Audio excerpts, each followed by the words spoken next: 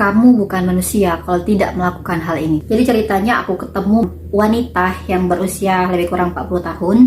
Dia ada anak. Suami pertamanya itu awal remajaan dan nikah lagi dengan suami kedua ini, dapat berondong yang beda beberapa tahun dengan dirinya. Tapi di pernikahan ini dia tidak dapat restu dari keluarganya sendiri karena si pria ini mantan narapidana. Sudah diingatkan, dinasehati, tapi masih tidak digubrisnya. Saat dia melakukan pernikahan, dibuanglah kasarnya oleh keluarganya sendiri. Pada saat terjadi pernikahan, di awal-awal pernikahan masih anteng, masih ya secara pengantin baru lah. Beberapa jalan seiringnya waktu, keluarga si suami mulai menuntut, kamu masih muda, carilah keturunan dan bla bla bla, berbagai macam diomongkan hingga timbul keinginan punya keturunan. Awalnya tidak ada keinginan untuk punya anak, tapi karena selalu dicekok begini, jadi dia ingin punya. Si wanita ini riwayat steril 10 tahun, tapi steril yang diikat bukan yang dipotong. Suaminya bilang, dia mempunyai anak, maka kamu harus buka sterilan yang diikat ini. Kalau kamu tidak mau, maka kamu akan aku cerai, aku mau menikah lagi, mau nyari istri untuk dapat anak.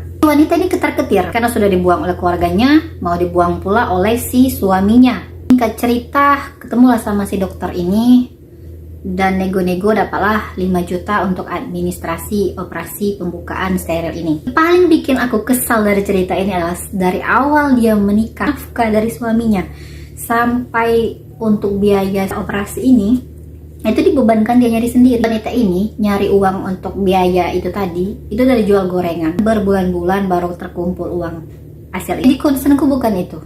Kenapa kita sebagai manusia tidak berpikir, terutama perempuan yang dominan perasaan? Apakah dia tidak terpikir bagaimana penyembuhan setelah operasi, bagaimana kehidupannya pada saat penyembuhan itu, apakah dia harus masih bekerja? Karena tidak ada yang menjawab hidupnya gitu. Dia mencari uang sendiri. Terus belum tentu setelah steril didapat anak, karena usianya bukan produktif lagi pun memang masih menstruasi. Fisik dan psikisnya itu berpengaruh untuk kehamilan juga. Terus bagaimana kita mau dihargai kalau kita tuan badan pun tidak menghargai diri sendiri?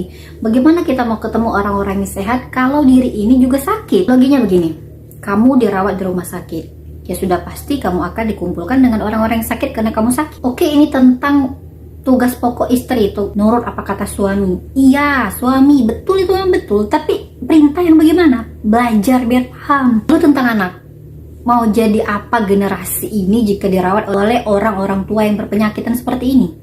Anak itu tanggung jawab finansial tapi juga moral, bukan hanya di dunia tapi juga di akhirat. Menjadi orang tua yang tidak benar mendidik anaknya, opsinya hanya 2. Anak jadi perusak atau tidak dirusak.